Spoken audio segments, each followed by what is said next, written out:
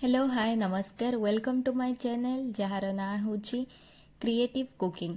मु आज आपण मानक पई वर्षा पाग को बहुत बढ़िया रेसिपी नहीं कि आसी एग आलू चॉप। एही रेसिपीर बनैबा प्रणाली बहुत सहज एवं खाइबा पई बहुत टेस्टी। चलंतु वीडियोटी को स्टार्ट करिबा। स्टार्ट करबा पूर्व मु कहि रखुची जदि आपण माने मो चैनल रे नुआ ताहाले मो चैनल को सब्सक्राइब एवं लाइक कमेंट शेयर निश्चय करंतु। देखंतु मु एठी किछि अंडा नेछि याको मु भलो भाबरे सिझेई देछि लूण देइकिना। चलंतु याको आमे भलो भाबरे सफा कर देबा। देखंतु मु एठी सफा कर देछि। या परे मु किछि आलू नेछि, आलू को भलो भाबरे सिझेई देछि लूण देइकिना। देखंतु मु बा आलू को चोपा तार छडे देछि। एबे मु 2 स्पून तेल ऐड करूछि। मु एठी रिफाइन तेल यूज करछे। तेल भल भाबरे गरम हो सारा पर आमे मसला यूज करिबा। मसला रे मु एठी रखिछि धनिया पाउडर, जीरा पाउडर, गरम मसाला, चिकन मसाला एवं लंका गुंड। मु एठी सबु जाक गोटे गोटे स्पून एवं ऐड करूछि। मसाला न पोड़िबा पई मु एठी किछि पानी ऐड करूछि। मसला गुड़ी को मु एही परि भाबरे मिक्स करि दोछि। मसला को एमिति भाजिबा द्वारा मसलार जो कंचा स्मेलटा सेटा रहिबनी।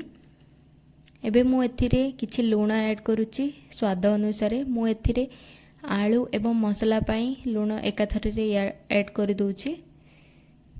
एबे मु एथिरे आलू ऐड कर देबी।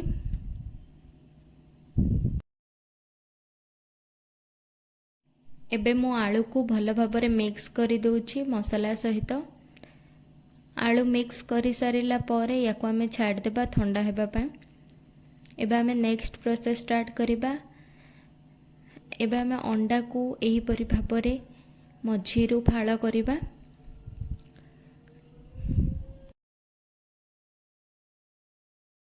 एबे मु गोटे बाउल रे किछि बेसन नउछि बेटर बनेबा पय। एथिरे मु लूण एवं सोडा ऐड करिछि। तापरे मु एथिरे किछि पानी देकी गोटे भलो बेटर बनेबी। देखंतु बेटर एही परि भाबरे हेबा दरकार जहा द्वारा अंडा एवं आलू चॉप सहित ये भल से लागी परिबो। अंडार हाफ पार्ट रे आगरु प्रस्तुत करी रखिथिबा आलू मसला को एही परि भाबरे गोटे एग शेप देबा।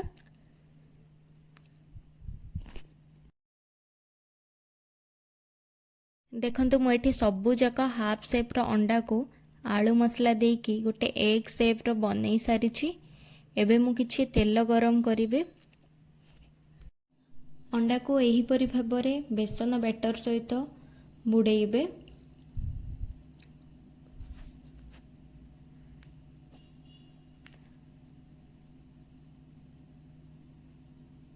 देखंतु एठी तेल गरम होई सारिलानी।